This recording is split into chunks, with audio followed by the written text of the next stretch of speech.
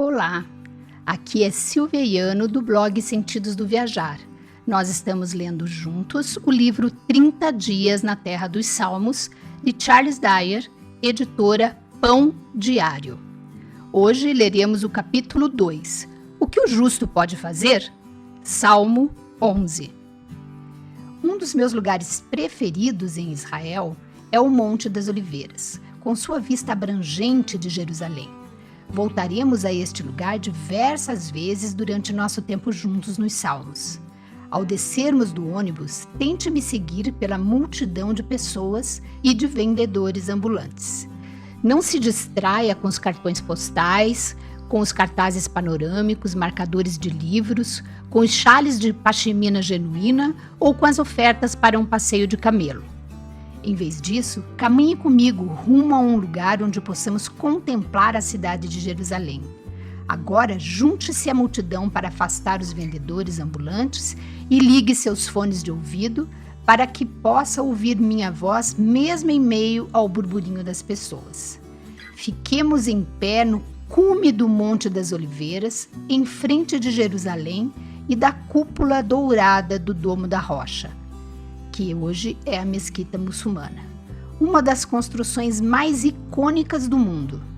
Porém, quero que você apague da mente todas as construções, todas as plataformas que a sustentam e tente vislumbrar esta cena como se estivesse no tempo de Davi.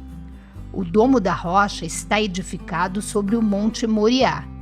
Nos dias de Davi, havia uma eira no topo deste monte, e Jerusalém, a cidade de Davi, não era a grande cidade que se contempla hoje. Olhe para a esquerda. Você vê aquele minúsculo pedaço de terra fora dos muros da cidade antiga de Jerusalém hoje? Aquela é a cidade fortificada, original de Jebus, o lugar que Davi se apossou e tornou sua capital. Agora, imagine Davi lá de pé, fora dos muros da cidade, com um pequeno grupo de conselheiros. Quase não podemos ouvir o que eles estão dizendo a essa distância. Portanto, vamos descer o Monte das Oliveiras e atravessar o Vale de Cedron para nos juntarmos ao grupo. À medida que nos aproximamos, vemos os agitados conselheiros de Davi balançando os braços e apontando para o local onde estávamos. Sua Majestade, o inimigo está se aproximando, vindo do sul e do oeste. Sua única esperança de escapar é fugir pelo Monte das Oliveiras em direção ao deserto. Corra para a montanha enquanto há tempo para escapar. Chegamos num momento de pânico e indecisão. A vida de Davi está sendo ameaçada e seus conselheiros apavorados veem apenas um curso de ação: correr, fugir. Procurar a segurança de algum esconderijo distante. Não nos dizem qual é a ameaça específica, mas é óbvio que se trata de um momento de medo e perigo e incerteza. E, em meio a esses conselheiros e conselhos, aterrorizados, encontra-se Davi totalmente calmo. Ele está escrevendo num pedaço de pergaminho. Nossa curiosidade consegue extrair o melhor de nós. Assim, caminhamos para ver o que ele está escrevendo. À medida que lemos suas palavras, reconhecemos o Salmo 11, um salmo de Davi. O primeiro versículo reflete a resposta de Davi às palavras de pânico de seus conselheiros. No Senhor me refugio, como dizeis, pois a minha alma, foge como pássaro para o teu monte? Os conselheiros de Davi normalmente eram muito sábios e prudentes, o que os assustara tanto a ponto de quererem que Davi fugisse para salvar a vida? Nos 2 versos seguintes, Davi repete as palavras de pânico de seus conselheiros. Porque eis aí os ímpios, armam o arco, dispõem a sua flecha na corda, para as ocultas dispararem contra os retos de coração. Ora, destruídos os fundamentos, que poderá fazer o justo? Versículos 2 e 3. As palavras deles estavam repletas de medo e advertência. Eles podem também ter dito: Davi, os ímpios estão preparados para atacar sem aviso. A sua vida corre perigo mortal. Se eles o matarem, tomarão o reino. Sua única esperança é fugir agora. Porém, em vez de olhar por cima do ombro nervosamente, ou de ficar agitado igual aos seus conselheiros, Davi calmamente levanta os olhos para o céu e começa a escrever enquanto fala com seus conselheiros, registrando as palavras assim que estas lhe saem da boca. O Senhor está no seu santo templo. Nos céus tem o Senhor seu trono.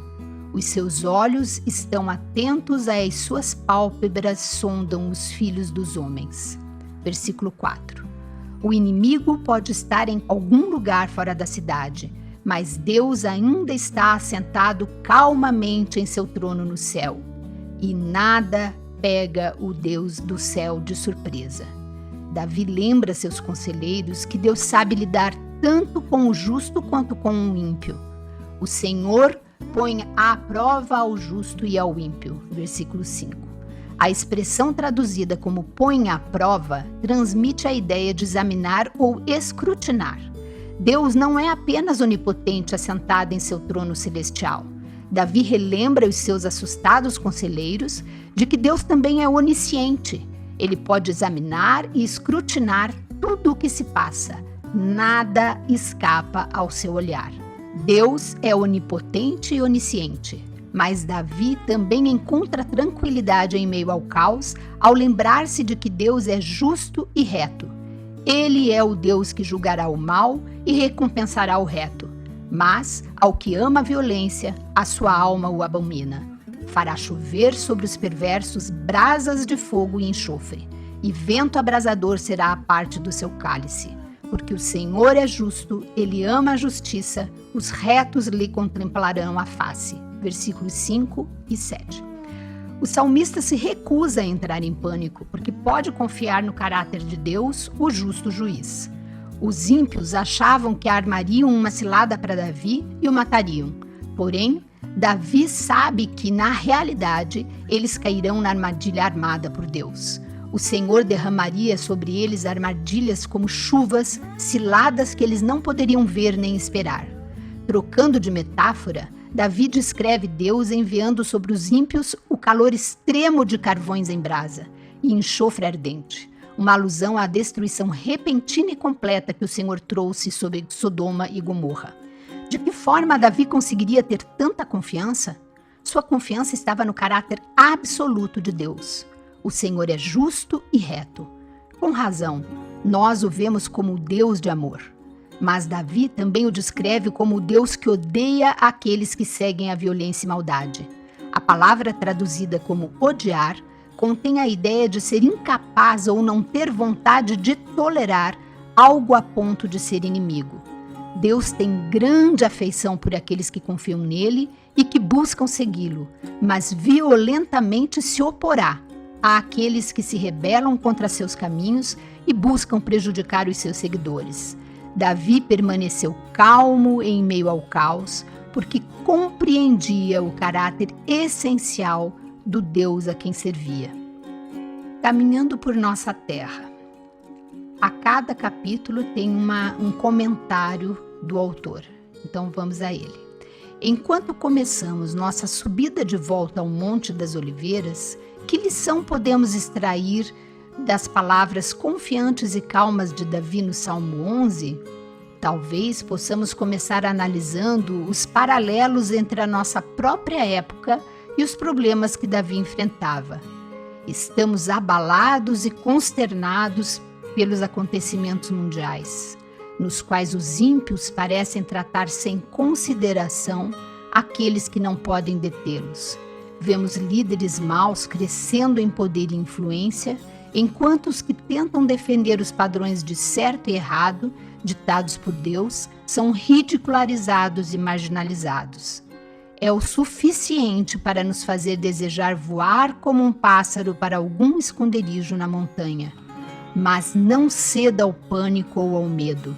Em vez disso, lembre-se das 3 verdades sobre Deus extraídas do Salmo 11, que mantiveram o salmista firme mesmo em tempos instáveis. Deus ainda está em seu trono. Ele é onipotente, tem todo o poder. Deus também vê todas as coisas que ocorrem no mundo. Ele é onisciente, sabe de tudo. E Deus ainda é justo juiz, que a seu tempo julgará os ímpios e demonstrará seu amor e suas bênçãos aos justos. Ele é justo. Conte com isso.